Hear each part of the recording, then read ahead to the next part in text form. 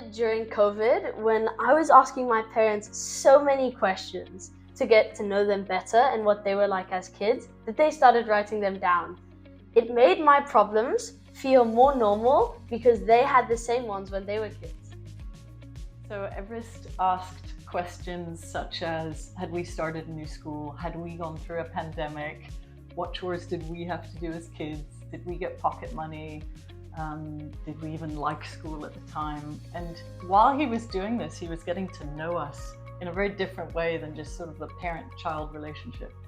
And Everest at one point, he said to me, he goes, maybe this could be really interesting for other kids to get to know their parents, their grandparents, their godparents, aunts, uncles, even teachers, caregivers, because there's this natural sort of distance between children and grown-ups. And we were like, how do we compress that?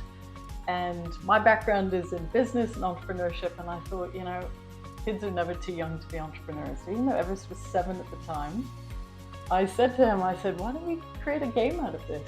And the amazing thing is, Everest had the idea for the name KidQuest, so kids going on a quest to get to know who the grown-ups in their life are. But it's also a take on kids asking amazingly interesting questions. And then he wanted to create it more as a game. It wasn't just questions. So he came up with all these game cards.